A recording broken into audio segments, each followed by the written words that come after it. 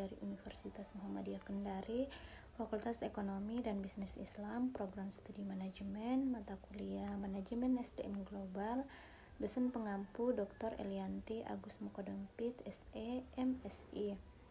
Perkenalkan, nama saya Suningsi dengan NIM 22351049. Pada kesempatan ini saya akan membuat video untuk memenuhi tugas mata kuliah Manajemen SDM Global mengenai materi pentingnya pelatihan, jenis-jenis pelatihan, dan evaluasi pelatihan. Langsung saja, materi yang pertama yaitu pentingnya pelatihan. Pelatihan ini memiliki banyak manfaat penting baik untuk individu maupun organisasi. Terdapat 4 alasan mengapa pelatihan ini penting dalam SDM. Yang pertama itu meningkatkan keterampilan dan pengetahuan. Artinya pelatihan ini membantu karyawan menjadi lebih terampil dan lebih paham dalam pekerjaannya, sehingga hasil kerjanya itu menjadi lebih baik dan konsisten. Nah, kemudian yang kedua itu meningkatkan motivasi dan kepuasan kerja. Artinya pelatihan ini membuat karyawan merasa dihargai dan memiliki kesempatan berkembang sehingga lebih semangat dalam bekerja.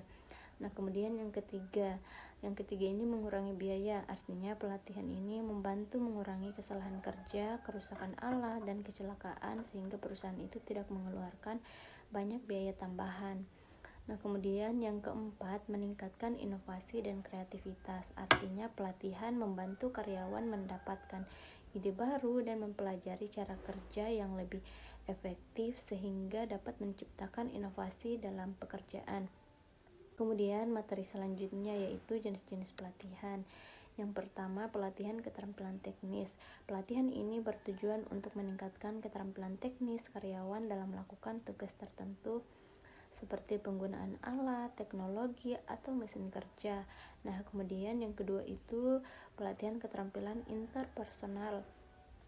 Pelatihan ini bertujuan untuk meningkatkan kemampuan komunikasi kerja sama karyawan dengan orang lain di tempat kerja. Nah, kemudian yang ketiga itu pelatihan manajemen dan kepemimpinan.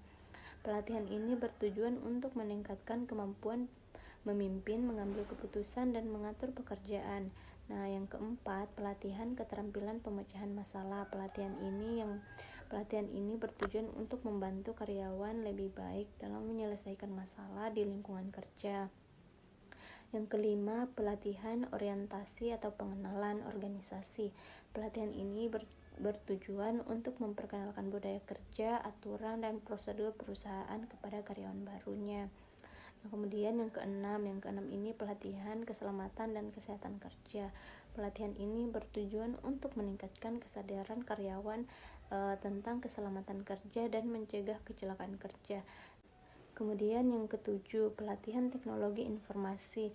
Pelatihan ini bertujuan untuk meningkatkan kemampuan karyawan dalam menggunakan teknologi dan sistem informasi di perusahaan.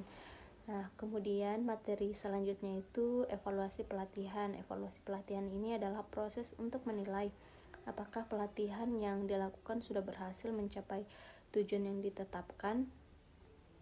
Evaluasi ini dapat dilakukan dengan berbagai tingkatan. Yang pertama itu evaluasi reaksi. Evaluasi ini dilakukan untuk mengetahui bagaimana respon peserta terhadap pelatihan yang telah diikuti. Kemudian yang kedua, evaluasi pembelajaran. Evaluasi ini dilakukan untuk mengetahui sejauh mana peserta memahami materi pelatihan. Kemudian yang ketiga, evaluasi perilaku. Evaluasi ini dilakukan untuk melihat perubahan perilaku peserta setelah mengikuti pelatihan tersebut. Dan yang terakhir itu evaluasi hasil bisnis. Evaluasi ini dilakukan untuk mengetahui dampak pelatihan terhadap kinerja dan hasil bisnis perusahaan. Mungkin sekian pemaparan materi yang dapat saya sampaikan.